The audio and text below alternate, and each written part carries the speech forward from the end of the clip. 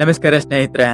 ಸ್ಟೂಡೆಂಟ್ಸ್ಗಳಲ್ಲಿ ಇತ್ತೀಚೆಗೆ ಕಾನ್ಸಂಟ್ರೇಷನ್ ಅನ್ನುವಂಥದ್ದು ಕಡಿಮೆ ಆಗೋಗಿದೆ. ಓದ್ಬೇಕು ಅಥವಾ ಓದಿದ್ದನ್ನ ನೆನಪಲ್ಲಿ ಇಟ್ಕೊಳ್ಬೇಕು ಅನ್ನುವಂಥದ್ದು ತುಂಬಾನೇ ಕಡಿಮೆ ಆಗ್ತಾ ಇದೆ. ಒಂದ್ ವೇಳೆ ಎಕ್ಸಾಮ್ಸ್ ಇನ್ನೇನು ಒಂದ್ ವಾರದಲ್ಲಿ ಇರುತ್ತೆ, ಅವಾಗ ಓದ್ಬೇಕು ಅಂತ ಬುಕ್ಸ್ ತೆಗಿತೀರಾ. 10 ನಿಮಿಷಕ್ಕೊಂದ್ಸರ್ತಿನಾದ್ರೂ ಮೊಬೈಲ್ ಕಡೆ ಗಮನ ಹೋಗೇ ಹೋಗುತ್ತೆ. 10 ನಿಮಿಷಕ್ಕೊಂದ್ಸರ್ತಿ ಹೋಗುವಂತ ಗಮನ 1 ಗಂಟೆ 2 ಗಂಟೆನೂ ತಿನ್ನುತ್ತೆ. ಯಾಕಂದ್ರೆ ಸ್ಕ್ರೋಲಿಂಗ್ ಟೈಮ್ ನಮಗೂ ನಿಮ್ಗೂ ಎಲ್ಲ ತಿಳಿದಿರೋ ಹಾಗೆ ಇನ್ಸ್ಟಾಗ್ರಾಮ್ ತಿಂತಾ ಇದೆ. 2 ಗಂಟೆ ಅದರಲ್ಲಿ ಟೈಮ್ ವೇಸ್ಟ್ ಮಾಡಿದ್ಮೇಲೆ ಮತ್ತೆ ಟೈಮ್ ನೋಡಿದಾಗ ಓ ಮೈ ಗಾಡ್, ರಾತ್ರಿ 10 ಗಂಟೆನಾ, ಅಯ್ಯೋ ನಿದ್ರೆ ಬರ್ತಾ ಇದೆ, ನಾಳೆ ಸರಿಯಾಗಿ ಓದೋಣ, ಟೈಮ್ ಟೇಬಲ್ ಹಾಕ್ತೀನಿ, ನಾಳೆಯಿಂದ ಸರಿಯಾಗಿ ಫಾಲೋ ಅಪ್ ಮಾಡ್ತೀನಿ. ಇವೆಲ್ಲವೂ ಕೂಡ ನಡೀತಾ ಇರತ್ತೆ. ಆದ್ರೆ ಟೈಮ್ ಟೇಬಲ್ ಹಾಕ್ತೀರಾ, ಸರಿಯಾಗಿ ಫಾಲೋ ಅಪ್ ಆಗಲ್ಲ, ಓದೋದ್ರ ಕಡೆ ಗಮನ ಅಂತೂ ಬರೋದೇ ಇಲ್ಲ. ಯಾಕೆ ಸೈಕಾಲಜಿಕಲಿ ಕೆಲವೊಂದಿಷ್ಟು ಹ್ಯಾಕ್ ಗಳನ್ನ ಪ್ರಾಕ್ಟೀಸ್ ಮಾಡಬಾರ್ದು? ಈ ಹ್ಯಾಕ್ ಗಳು ಮನುಷ್ಯನ ಓದನ್ನ ಇಂಪ್ರೂವ್ಮೆಂಟ್ ಮಾಡುತ್ತೆ. ಅಷ್ಟೇ ಅಲ್ಲ, ಅದನ್ನ ನೀವು ಅಪ್ಲೈ ಮಾಡಿದ್ರೆ ನಿಮ್ಗೆ ಗೊತ್ತಿಲ್ಲ ಹಾಗೆ ಓದು ಅಂದ್ರೆ ಇಷ್ಟ ಆಗಕ್ಕೆ ಶುರು ಆಗತ್ತೆ. ಈ ಮೊಬೈಲು, ಇನ್ಸ್ಟಾಗ್ರಾಮು, ಇತರೆ ವೆಬ್ಸೈಟ್ಗಳು ಎಲ್ಲವೂ ನಿಮ್ಮಿಂದ ದೂರ ಹೋಗೋಕೆ ಶುರುವಾಗತ್ತೆ. ಹಾಗಾದ್ರೆ ಇವತ್ತಿನ ವಿಡಿಯೋದಲ್ಲಿ ಆ ರೀತಿಯಾದಂತ 5 ಪವರ್ಫುಲ್ ಹ್ಯಾಕ್ಸ್ ನ ನಿಮಗೆ ತಿಳಿಸ್ಕೊಡ್ತೇನೆ. ಈ ವಿಡಿಯೋ ನಿಮ್ಗೆ ಇಷ್ಟ ಆದ್ರೆ ದಯವಿಟ್ಟು ಒಂದು ಲೈಕ್ ಮಾಡಿ, ಶೇರ್ ಮಾಡಿ, ಒಂದು ಕಮೆಂಟ್ ನ ಮಾಡೋದನ್ನ ಮಾತ್ರ ಮರಿಬೇಡಿ. ಮೊದಲನೇ ಹ್ಯಾಕ್ 5 ನಿಮಿಷ ರೋಲು. ಅಂದ್ರೆ ನಾವೇನಾದ್ರೂ ಪುಸ್ತಕ ತೆಗೆದು ಓದ್ಬೇಕು, ಇವತ್ತು ಒಂದ್ ಸಿಲೆಬಸ್ ಅಥವಾ ಇವತ್ತಿನ ಒಂದು ಚಾಪ್ಟರ್ ನ ಓದ್ಬೇಕು ಅಂತ ಅನ್ಕೊಂಡಿದೀವಿ ಅಂತ ಇಟ್ಕೊಳ್ಳೋಣ. ಉದಾಹರಣೆಗೆ ಒಂದ್ ಚಾಪ್ಟರ್ ಅಲ್ಲಿ 20 ರಿಂದ 25 ಪೇಜಸ್ ಇದೆ. ಮೈಂಡ್ ಏನ್ ಮಾಡುತ್ತೆ, ಓ ಮೈ ಗಾಡ್ 25 ಪೇಜ ಆಗೋದಿಲ್ಲಪ್ಪ, ಫೋರ್ಕಾಸ್ಟಿನೇಷನ್ ಶುರುವಾಗುತ್ತೆ, ನಾಳೆಗೆ ಮಾಡೋಣ, ನಾಡಿದ್ದು ಓದೋಣ. ಅವಾಗ ಏನ್ ಮಾಡ್ತದೆ ಮೈಂಡು, ಅತಿಯಾದ ಒತ್ತಡ ಅಥವಾ ಅತಿಯಾದ ಕೆಲಸವನ್ನ ನೋಡಿದ ನಂತರ ತಮ್ಮ ಮೈಂಡು ಅಥವಾ ನಮ್ಮ ಮೈಂಡು ಶಟ್ ಡೌನ್ ಆಗಕ್ಕೆ ಶುರುವಾಗತ್ತೆ. ಅದಕ್ಕೆ ಅದರಿಂದ ಹೇಗ್ ತಪ್ಪಿಸ್ಕೊಳ್ಬೇಕು? ಸಿಂಪಲ್, 5 ಮಿನಿಟ್ಸ್ ರೂಲ್ ನ ಅಪ್ಲೈ ಮಾಡ್ಬೇಕು. ಇವತ್ತು ಬರೀ 5 ನಿಮಿಷ ಓದ್ತೀನಿ, ನಾನು ಹೆಚ್ಚಿಗೆ ಓದೋದೇ ಇಲ್ಲ. ಮೊಬೈಲ್ ಅಲ್ಲಿ ಟೈಮರ್ ಸೆಟ್ ಮಾಡಿ 5 ನಿಮಿಷ ಮಾತ್ರ ಓದ್ತೀನಿ ಅಂತ ಮೈಂಡ್ಗೆ ಪ್ರತಿ ಸಾರಿನೂ ಹಿಟ್ ಕೊಡ್ತಾ ಇರಿ. ಅವಾಗ ಬುಕ್ಸ್ ತೆಗಿರಿ, ಓದೋದಕ್ಕೆ ಶುರು ಮಾಡ್ರಿ. 1 ಪ್ಯಾರಾ ಓದ್ತೀರಾ, 2 ಪ್ಯಾರಾ ಓದ್ತೀರಾ, ಕೊನೆಗೆ ಅದು ಮೊಮೆಂಟಮ್ ತೆಗೆದುಕೊಳ್ಳಕ್ಕೆ ಶುರುವಾಗತ್ತೆ. ಮೈಂಡ್ಗೆ ಇನ್ನೊಂದು ದುರಭ್ಯಾಸ ಏನ್ ಗೊತ್ತಾ, ಹಿಡಿದ ಕೆಲಸನ ಮಾಡದೆ ಬಿಡುವಂತಿಲ್ಲ. ಮೈಂಡ್ ಮತ್ತೆ ಸಿಗ್ನಲ್ ಕೊಡೋಕೆ ಶುರು ಮಾಡುತ್ತೆ, ಹೇಗೋ ಇಷ್ಟು ಓದಿದ್ದೀನಿ, ಇನ್ನೂ ಇಷ್ಟು ತಾನೇ ಇರೋದು, ಓದ್ಬಿಡೋಣ ಅನ್ನುವಂತ ಮೈಂಡು ಸಿಗ್ನಲ್ ಕೊಡೋಕೆ ಶುರು ಮಾಡುತ್ತೆ. ಆವಾಗ ಆಟೋಮೆಟಿಕ್ ಆಗಿ 5 ನಿಮಿಷ ಇದ್ದಿದ್ದು 20 ನಿಮಿಷ, 25 ನಿಮಿಷ, 30 ನಿಮಿಷ, ಈ ತರ ತಂತಾನೆ ಓದುವಿಕೆ ಹೆಚ್ಚಾಗುತ್ತೆ. ಇದನ್ನ 5 ಮಿನಿಟ್ ರೂಲ್ ಅಂತ ಕರೀತಾರೆ. ನಮ್ಮ ಸೈಕಾಲಜಿಲಿ ಕೂಡ ಇದನ್ನ ತುಂಬಾ ಜನ ಟ್ರಿಕ್ಕಿಯಾಗಿ ಯೂಸ್ ಮಾಡ್ತಾರೆ. ಯಾರಿಗೆ ಜಾಸ್ತಿ ಓದುವುದಕ್ಕೆ ಅಥವಾ ನೆನಪಲ್ಲಿ ಇಟ್ಕೊಳ್ಳೋದಕ್ಕೆ ಆಗೋದಿಲ್ವೋ ಅಂತವರು ಜಾಸ್ತಿಯಾಗಿ ಇದನ್ನ ಬಳಸುವಂಥದ್ದು. ಇದು ಹಿಡನ್ ಟ್ರಿಕ್. 5 ನಿಮಿಷ ಅಂತ ನೀವು ತುಂಬಾ ಶಾರ್ಟ್, ತುಂಬಾ ಸಣ್ಣದಾದಂತ ಪ್ರಾಜೆಕ್ಟ್ ನ ಕೊಡಬೇಕು ಮೈಂಡ್ಗೆ. ಅದರಿಂದ ಅದು ಮೊಮೆಂಟಮ್ ತೆಗೆದುಕೊಂಡ ನಂತರ ಇನ್ನು ಹೆಚ್ಚಿನದಾಗಿ ಓದೋದಿಕ್ಕೆ ಅದೇ ಪ್ರೇರೇಪಣೆಯನ್ನ ಕೊಡುತ್ತೆ. ಇದು ಮೊದಲನೇ fact. Hack number 2, environmental psychology. ನೋಡಿ, ನಾವು ಓದೋವಾಗ ಪಕ್ಕದಲ್ಲಿ ಏನಾದ್ರೂ ಗದ್ದಲ ಅಥವಾ ಗಾಡಿ ಹಾರನ್ ಸೌಂಡ್ಗಳು, ಜೋರಾಗಿ ಹಾಡುವಂತ ಮ್ಯೂಸಿಕ್, ಅಥವಾ ಕಿತ್ತು ಹೋಗೋ ತರ ಬರುವಂತ ಸೌಂಡ್ಗಳು, ಅಥವಾ ಕೈಗೆ ಸಿಗದೆ ಇರುವಂತ ವಸ್ತುಗಳು, ಇವೆಲ್ಲವುದರ ಮಧ್ಯೆ ನಾನು ಚೆನ್ನಾಗಿ ಕೂತ್ಕೊಂಡು ಓದ್ತೀನಿ, ಕಾನ್ಸಂಟ್ರೇಟ್ ಮಾಡ್ತೀನಿ ಅಂತಂದ್ರೆ ಸುಳ್ಳು. ನಮ್ಮ ಸೈಕಾಲಜಿಗೆ ಎನ್ವೈರ್ಮೆಂಟ್ ಕೂಡ ಒಂದು ಸಪೋರ್ಟ್ ಆಗಿ ಕೆಲಸ ಮಾಡುತ್ತೆ. ನಾವು ಓದ್ಬೇಕು ಅಂದ್ರೆ ನಮ್ಮ ಟೇಬಲ್ ಮೇಲೆ ಬೇಡವಾದ ವಸ್ತುಗಳನ್ನ ಹೊರತುಪಡಿಸಿ ನಮಗೆ ಯಾವ ಅವಶ್ಯಕತೆ ಇದಾವೋ ಅಂತಹ ವಸ್ತುಗಳನ್ನ ಮಾತ್ರ ಇಟ್ಕೊಂಡಿರ್ಬೇಕು. ಉದಾಹರಣೆಗೆ ಅತಿಯಾಗಿ ಪ್ರೀತಿಸುವಂತ ಪುಸ್ತಕ, ಅಥವಾ ನಮ್ಮ ಸಿಲೆಬಸ್ಗೆ ಸಂಬಂಧಪಟ್ಟಂತ ಪುಸ್ತಕ, ಬರೆಯುವ ಲೇಖನಿಗಳು, ಪೇಪರ್ಗಳು, ಇಷ್ಟನ್ನು ಬಿಟ್ಟು ಇನ್ಯಾವುದೇ ವಸ್ತುಗಳು ಟೇಬಲ್ ಮೇಲೆ ಇರಕೂಡದು. ಹಾಗೆ ಮೊಬೈಲ್ ಅತಿ ಮುಖ್ಯವಾಗಿ ಪಾತ್ರ ವಹಿಸುವಂತದ್ದು. ಈ ಮೊಬೈಲ್ ನ ಸೈಲೆಂಟ್ ಮಾಡಿ ಓದುವ ಕೋಣೆಯಿಂದ ಪಕ್ಕದ ಕೋಣೆಗೆ ಶಿಫ್ಟ್ ಮಾಡಲೇಬೇಕು. ಆ ಮೊಬೈಲ್ ನ ರಿಂಗ್ ಕೂಡ ನಮ್ಮ ಕಿವಿಗೆ ಕೇಳಿಸ್ಕೊಡೋದು. ಆ ರೀತಿಯಾಗಿ ಸೈಲೆಂಟ್ ಮಾಡಿ ಬೇರೆ ಕಡೆ ಇಡಬೇಕು. ನಂತರ ನೈಸರ್ಗಿಕವಾದಂತ ಬೆಳಕು, ಅತಿಯಾದ ಬ್ರೈಟ್ ಬೆಳಕನ್ನ ಬಳಸೋದ್ರಿಂದ ಮೈಂಡು ಎಚ್ಚೆತ್ಕೊಳ್ಳುತ್ತೆ. ಮತ್ತೆ ನೈಸರ್ಗಿಕವಾಗಿ ಬರುವಂತ ಬೆಳಕನ್ನ ಮೈಂಡು ತುಂಬಾ ಅಬ್ಸರ್ವ್ ಮಾಡ್ಕೊಳ್ಳುತ್ತೆ. ಕತ್ಲೆಯಲ್ಲಿ ಕೂತ್ಕೊಂಡು ಓದ್ತೀನಿ ಅಥವಾ ಮಸುಕಾದ ಬೆಳಕಲ್ಲಿ ಕೂತ್ಕೊಂಡು ಓದ್ತೀನಿ ಅಂತಂದ್ರೆ ಸ್ಲೀಪಿಂಗ್ ಮೂಡ್ಗೆ ಜಾರ್ಕೊಳ್ಳುತ್ತೆ, ಅಂದ್ರೆ ನಿದ್ದೆ ಬರೋದು ಶುರುವಾಗುತ್ತೆ. ಇವೆಲ್ಲವನ್ನ ಮಾಡಿ ನಿಮ್ಮ ಕೋಣೆ ಶುಚಿಯಾಗಿರ್ಲಿ, ಅಥವಾ ಪುಸ್ತಕದ ಅಥವಾ ಟೇಬಲ್ ಮೇಲೆ ಇರುವಂತ ಅನ್ಯಗತ್ಯ ವಸ್ತುಗಳು, ಉದಾಹರಣೆಗೆ ಮ್ಯೂಸಿಕ್ ಪ್ಲೇಯರ್ ಇರ್ಬೋದು ಅಥವಾ ಸ್ಪೀಕರ್ಗಳು, ನಿಮ್ಮ ಮೈಂಡ್ ನ ಡಿಸ್ಟ್ರಾಕ್ಟ್ ಮಾಡುವಂತ ಎಲ್ಲ ವಸ್ತುಗಳನ್ನ ಆ ಟೇಬಲ್ ಇಂದಾನೆ ದೂರ ಇಡಿ. ಇಷ್ಟು ಮಾಡಿದ್ರೆ ನಿಮ್ಮ ಓದು ಒಳ್ಳೆಯ ಫಲಿತಾಂಶವನ್ನ ಕೊಡಬಹುದು. Hack number 3, Pomodoro technique. ಸರ್ವೇ ಸಾಮಾನ್ಯವಾಗಿ ನಾವು ಅತಿಯಾಗಿ ಓದ್ತೀವಿ ಅಥವಾ ಅತಿಯಾಗಿ ಕೆಲಸ ಮಾಡ್ತೀವಿ ಅಂದ್ರೆ, ಅತಿಯಾದ ಸೂಕ್ಷ್ಮವಾದ ಕೆಲಸಗಳಲ್ಲಿ ನಮ್ಮನ್ನ ನಾವು ತೊಡಗಿಸ್ಕೊಳ್ತೀವಿ ಅಂತಂದ್ರೆ ಮೈಂಡು ಹಬ್ಬಬ್ಬ ಅಂದ್ರೆ 20 ರಿಂದ 25 ನಿಮಿಷ ಮಾತ್ರ ಕಂಟಿನ್ಯೂಯಸ್ ಆಗಿ ಫೋಕಸ್ ಮಾಡುತ್ತೆ ಅಥವಾ ಕಾನ್ಸಂಟ್ರೇಟ್ ಮಾಡುತ್ತೆ. ಅದರ್ವೈಸ್ 25 ನಿಮಿಷದ ನಂತರ ಕಾನ್ಸಂಟ್ರೇಷನ್ ಮತ್ತು ಫೋಕಸ್ ಅನ್ನುವಂಥದ್ದು ಹಾಳಾಗಿ ಹೋಗುತ್ತೆ.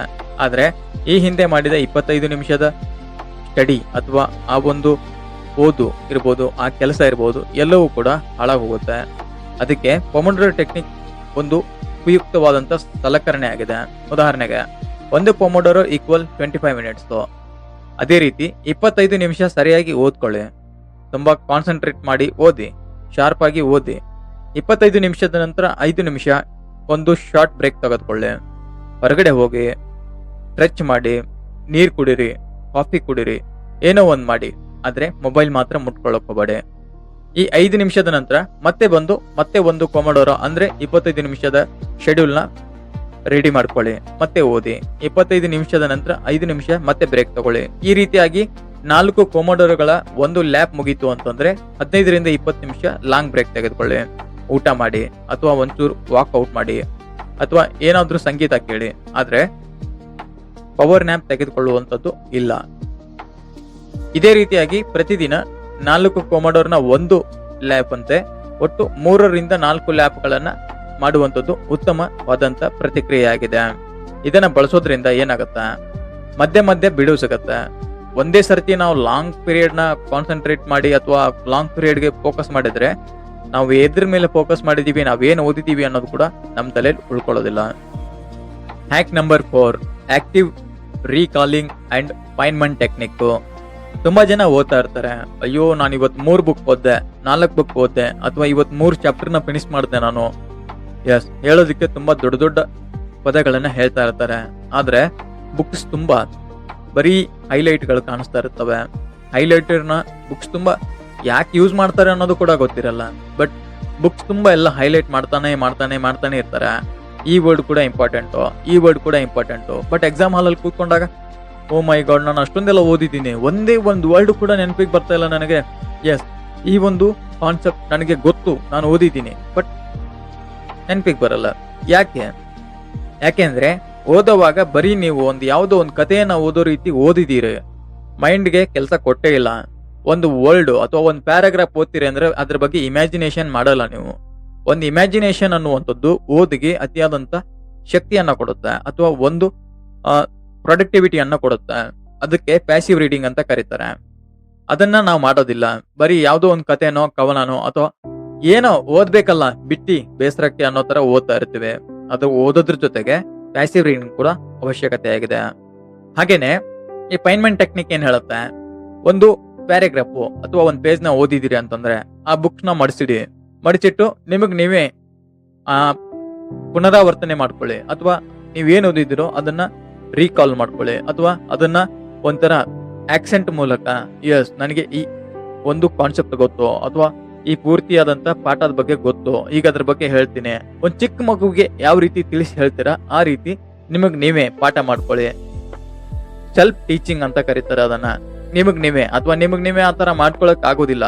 ನೀವು ಇವಾಗ ಕ್ಲಾಸ್ ಅಲ್ಲಿ ಇದ್ದೀರಾ, ನಿಮ್ ಮುಂದೆ ಒಂದು 50 ಜನ ಸ್ಟೂಡೆಂಟ್ಸ್ ಇದ್ದಾರೆ, ಅವ್ರಿಗೆ ನೀವು ಓದಿರೋದನ್ನ ತಿಳಿಸಿ ಹೇಳಿ. ಎಲ್ಲಿ ನಿಮಗೆ ಸಮಸ್ಯೆ ಆಗುತ್ತೋ ಆವಾಗ ಮತ್ತೆ ಬುಕ್ ತೆಗಿರಿ, ಯಾವ ಪಾರ್ಟ್ ಅಲ್ಲಿ ನಿಮ್ಗೆ ಸಮಸ್ಯೆ ಆಯ್ತು ಅದನ್ನ ಮತ್ತೆ ಒಂಚೂರು ಓದ್ಕೊಳ್ಳಿ, ಅದನ್ನ ಮತ್ತೆ ಸರಳೀಕೃತಗೊಳಿಸಿ, ಅವಾಗ ಮತ್ತೆ ಓದಿ. ಅದು ಡೆಫಿನೆಟ್ಲಿ 100/100% ನಿಮ್ ತಲೆಯಲ್ಲಿ ಕೂತ್ಕೊಳ್ಳುತ್ತೆ. ಮಧ್ಯರಾತ್ರಿ ಎಬ್ಸಿ ನಿಮ್ಗೆ ಈ ಕಾನ್ಸೆಪ್ಟ್ ಬಗ್ಗೆ ಹೇಳು ಅಂತಂದ್ರೆ ಚಿಕ್ಕ ಮಕ್ಕಳಿಗೆ ತಿಳಿಸಿ ಹೇಳೋ ರೀತಿಯಾಗಿ ತಿಳಿಸಿ ಹೇಳ್ತೀರಾ. ಇದು ಕೂಡ ಫೈನ್ಮೆಂಟ್ ಟೆಕ್ನಿಕ್ ನ ಒಂದು help. Hack number 5, sleep and brain connection systems. ಮನುಷ್ಯನಿಗೆ ನಿದ್ರೆ ಅತ್ಯವಶ್ಯಕ. 7 ರಿಂದ 8 ಗಂಟೆ ಪ್ರತಿನಿತ್ಯ ಒಬ್ಬ ವ್ಯಕ್ತಿ ನಿದ್ರೆ ಮಾಡಲೇಬೇಕು. ಈ ನಿದ್ರೆ ಅನ್ನುವಂಥದ್ದು ಮಾನವನ ದೇಹಕ್ಕೆ ಲಕ್ಸುರಿಯಸ್ ಅಲ್ಲ, ಅದು ನೆಸೆಸಿಟಿ ಕೂಡ. ಕೆಲವೊಬ್ರು ಹೇಳ್ತಿರ್ತಾರೆ, ನನ್ಗೆ 2 ನೈಟ್ ಕೊಟ್ಟು ನೋಡಿ, ನಾನು ಇಡೀ ಸಿಲೆಬಸ್ ನ ಕವರ್ ಮಾಡ್ತೀನಿ, ಅಥವಾ 2 ಚಾಪ್ಟರ್ ನ ನಾನು ಮುಗಿಸ್ಕೊಡ್ತೇನೆ, ಅಥವಾ ನಾನು 4 ದಿನ ನಿದ್ರೆಗೆಟ್ರೆ ಈ ಎಕ್ಸಾಮ್ ಅಲ್ಲಿ ಟಾಪರು, ಅಥವಾ ನಾನೇ ಹೈಯೆಸ್ಟ್ ರ್ಯಾಂಕರು ಅಂತ ಎಲ್ಲ ಮಾತಾಡ್ತಿರ್ತಾರೆ. ಆದ್ರೆ ಅತಿಯಾಗಿ ನಿದ್ರೆಗೆಡೋದ್ರಿಂದ ಅಥವಾ ರಾತ್ರಿ ನಿದ್ದೆ ಮಾಡದೇ ಇರೋದ್ರಿಂದ ನಮ್ಮ ಈ ಡಿಸಿಷನ್ ಮೇಕಿಂಗ್ ಅಥವಾ ನಾನು ಡಿಸೈಡ್ ಮಾಡಬೇಕು, ಯಾವುದೋ ಒಂದು ವಿಚಾರವಾಗಿ ನಿರ್ಧಾರ ತೆಗೆದುಕೊಳ್ಬೇಕು, ಪ್ರಿಫ್ರಂಟಲ್ ಕಾರ್ಟೆಕ್ಸ್ ಆಕ್ಟಿವಿಟಿ ಅನ್ನುವಂಥದ್ದು ಸ್ತಬ್ಧಗೊಳ್ಳುತ್ತೆ. ಹಾಗಾಗಿನೇ ಡಿಸಿಷನ್ ಮೇಕಿಂಗ್ ಅಲ್ಲಿ ನಾವು ಲೂಸರ್ ಆಗ್ತೀವಿ. ಹಾಗಾದ್ರೆ ಹೇಗೆ ಈ ನಿದ್ರೆ ಜೊತೆಗೆ ಡೀಲ್ ಮಾಡಬೇಕು? ನಾವು ಓದ್ತೀವಿ, ಸ್ಟೂಡೆಂಟು, ನಮ್ಮ ನಿದ್ರೆನ ಶೆಡ್ಯೂಲ್ ಯಾವ ರೀತಿ ಮಾಡಬೇಕು? ಸಿಂಪಲ್. ಮಧ್ಯಾಹ್ನ 20 ರಿಂದ 30 ನಿಮಿಷ ಪವರ್ ನ್ಯಾಪ್ ತೆಗೆದುಕೊಳ್ಳಿ. ಆದ್ರೆ ಮಧ್ಯಾಹ್ನ ಓದೋದಿಕ್ಕೆ ಹೋಗ್ಬೇಡಿ. ಸಾಯಂಕಾಲ 5:30 6 ಗಂಟೆಯಿಂದ ಶುರು ಮಾಡಿದ್ರೆ ರಾತ್ರಿ 10 ಗಂಟೆವರೆಗೂ ಓದಿದ್ರು ನೋ ಪ್ರಾಬ್ಲಮ್. ಮಲಗಕ್ಕೂ ಮುಂಚೆ ಅಥವಾ ನಾನು ನಿದ್ರೆ ಮಾಡೋದಿಲ್ಲ, ಈಗ ಓದ್ತೀನಿ, 2-3 ಗಂಟೆನಾದ್ರೂ ಓದ್ತೀನಿ ಅಂತಂದ್ರೆ ಓದೋಕ್ಕೂ ಮುಂಚೆ 6 ಗಂಟೆಗಳವರೆಗೂ ಯಾವುದೇ ರೀತಿಯಾದಂಥ ಕೆಫಿನ್ ಯುಕ್ತ ಆಹಾರ ಆಗಲಿ, ಕೆಫಿನ್ ಯುಕ್ತ ಡ್ರಿಂಕ್ಸ್ ಗಳನ್ನಾಗ್ಲಿ ತೆಗೆದುಕೊಳ್ಬೇಡಿ. ಅತಿಯಾದಂಥ ಊಟ ಮಾಡಬೇಡಿ ರಾತ್ರಿ ಹೊತ್ತಲ್ಲಿ. ಹಾಗಾದ್ರೆ ಓದೋದು ಮುಗಿದ್ಮೇಲೆ ಸಡನ್ ಆಗಿ ಆಯ್ತು ಓದಿದ್ನೆಲ್ಲ ಮುಗೀತು ಅಂತ ಹೇಳಿ ಮಲಗ್ ಬಿಡೋದು ಕೂಡ ತಪ್ಪು. ಓದಿದ್ಮೇಲೆ ಅರ್ಧ ಗಂಟೆ ರೀಕಾಲ್ ಮಾಡಬೇಕು. ನಾನೇನೇನು ಓದಿದ್ದೀನಿ, ನಾನೇನೇನು ಓದಿಲ್ಲ, ಯಾವುದ್ರ ಬಗ್ಗೆ ಜಾಸ್ತಿ ಕಾನ್ಸಂಟ್ರೇಷನ್ ಮಾಡಬೇಕು, ಅಥವಾ ಯಾವುದು ನನಗೆ ಅತ್ಯಗತ್ಯ, ಇದ್ರ ಬಗ್ಗೆ ಕೂಡ ರಿವಿಷನ್ ಮಾಡ್ಕೊಳ್ಬೇಕು. ಯಾಕೆಂದ್ರೆ ಮಲಗಿದ ಸಮಯದಲ್ಲಿ ನಮ್ಮ ಕಾನ್ಶಿಯಸ್ ಮೈಂಡ್ ಅಲ್ಲಿ ಏನೆಲ್ಲ ನಾವು ರೀಡ್ ಮಾಡಿದೀವಿ, ಏನೆಲ್ಲ ಸ್ಟೋರ್ ಮಾಡಿದೀವಿ, ಅದೆಲ್ಲವೂ ಕೂಡ ಟ್ರಾನ್ಸ್ಫರ್ ಆಗುವಂಥದ್ದು ನಾವು ಮಲಗಿದ ಸಮಯದಲ್ಲಿ. ಕಾನ್ಶಿಯಸ್ ಟು ಸಬ್ ಕಾನ್ಶಿಯಸ್ಗೆ ಶಿಫ್ಟ್ ಆಗುತ್ತೆ. ಅಂದ್ರೆ ಲಾಂಗ್ ಟರ್ಮ್ ಮೆಮೊರಿ ಸೆಕ್ಷನ್ಗೆ ನಾವು ಓದಿರೋದೆಲ್ಲ ಕೂಡ ಹೋಗಿ ಸ್ಟೋರ್ ಆಗುತ್ತೆ. ಕೆಲವೊಮ್ಮೆ ಅಬ್ಸರ್ವ್ ಮಾಡಿ, 2-3 ದಿನ ಸರಿಯಾಗಿ ನಿದ್ರೆ ಮಾಡದೆ ಹೋದ್ರೆ ಈ ವಾರದಲ್ಲಿ ನಡೆದಿರುವಂತ ಎಲ್ಲ ವಿಚಾರಗಳು ಕೂಡ ನಿಮ್ಮ ಮೈಂಡ್ ಇಂದ ಈಸಿಯಾಗಿ ಅಳಿಸಿ ಹೋಗ್ಬಿಡುತ್ತೆ. ಒಂದು ವಾರದಿಂದ ಏನೋ ಒಂದು ಇಂಪಾರ್ಟೆಂಟ್ ಕೆಲಸ ಆಗಿರುತ್ತೆ, ಅಥವಾ ಇಂಪಾರ್ಟೆಂಟ್ ಆಗಿ ಏನೋ ಮಾಡಿರ್ತೀರಿ, ಅದೆಲ್ಲವೂ ಕೂಡ ನಿದ್ರೆಗೆಟ್ರೆ ಓ ಹೌದಲ್ವಾ, ನಾನು ಅದನ್ನ ಆತರ ಕೆಲಸ ಮಾಡಿದ್ನ, ಅಥವಾ ಅದನ್ನ ನಾನು ಹೇಳಿದ್ನ ನಿಮ್ಗೆ. ಹಾಗಾಗಿನೇ ಇನ್ಸ್ಟೆಂಟ್ ಮೆಮೊರಿ ಲಾಸ್ ಆಗುವಂತ ಚಾನ್ಸಸ್ ಕೂಡ ಜಾಸ್ತಿ ಇರುತ್ತೆ.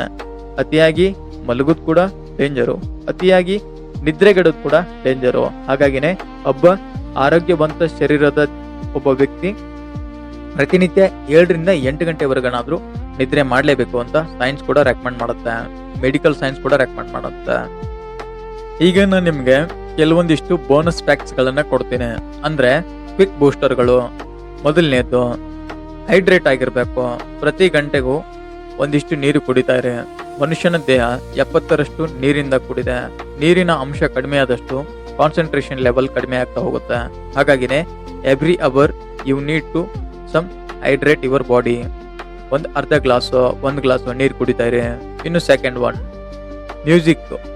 ಮ್ಯೂಸಿಕ್ ಕೂಡ ನಮ್ಮ ಓದಿಗೆ ತುಂಬಾ ಸಹಕಾರಿಯಾಗಿರುತ್ತೆ. ಸಪೋರ್ಟಿವ್ ಸಿಸ್ಟಮ್ ಆಗಿ ಕೆಲಸ ಮಾಡುತ್ತೆ. ಯಾವ್ದಾದ್ರು ಒಂದು ಬ್ಯಾಕ್ ಗ್ರೌಂಡ್ ಮ್ಯೂಸಿಕ್ ಹಾಕೊಳ್ಳಿ.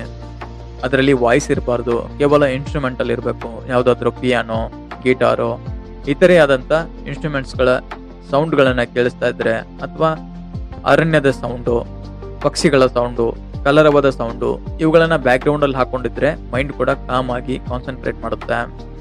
ಇನ್ನು 3ನೇದು, ಎಕ್ಸಸೈಸು. ಲಿಮಿಟೆಡ್ ಎಕ್ಸಸೈಸ್ ಗಳನ್ನ ಪರ್ಫಾರ್ಮ್ ಮಾಡೋದ್ರಿಂದ ಬಾಡಿ ಕೂಡ ತುಂಬಾ ಚೆನ್ನಾಗಿ ಆಕ್ಟಿವಿಟಿಯನ್ನ ಮಾಡುತ್ತೆ, ಆಕ್ಟಿವ್ ಆಗಿರುತ್ತೆ. ಬ್ರೈನ್ ನಲ್ಲಿ ಡೋಪಮೈನ್ ಮತ್ತು ಇತರೆ ಓದಿಗೆ ಪೂರಕವಾದಂತ ಹಾರ್ಮೋನ್ಗಳು ರಿಲೀಸ್ ಆಗೋಕ್ಕೆ ಶುರು ಮಾಡುತ್ತೆ. ಹಾಗಾಗಿನೇ ಪ್ರತಿದಿನ ಲೈಟ್ ಆಗಿ ಎಕ್ಸಸೈಸ್ ಮಾಡಿ. ಇನ್ನು 4ನೇದು, ರಿವಾರ್ಡ್ ಸಿಸ್ಟಮ್.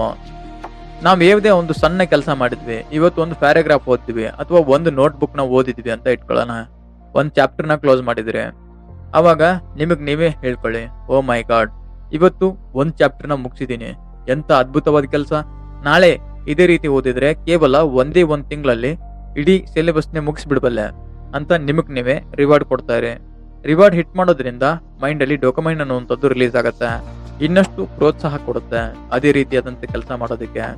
ಇನ್ನು ಫ್ಯಾಕ್ಟ್ ನಂಬರ್ 5, ಇದೇನ್ ಗೊತ್ತಾ, ವಿಜುವಲೈಸೇಷನ್ ಅಂತ ಹೇಳ್ಬೋದು.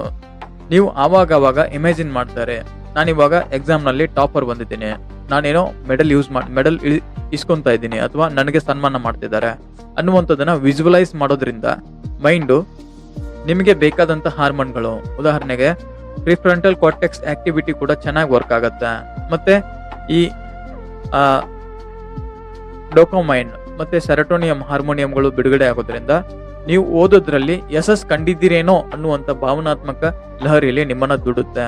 ಅವಾಗ ನಿಮಗೆ ಆ ಗೆಲುವು ಬೇಕು ಅಂದ್ರೆ ಇಲ್ಲಿ ಓದ್ಲೇಬೇಕು ಅಂತ ಮೈಂಡ್ ಕೂಡ ಸಜೆಸ್ಟ್ ಮಾಡಕ್ಕೆ ಶುರು ಮಾಡುತ್ತೆ.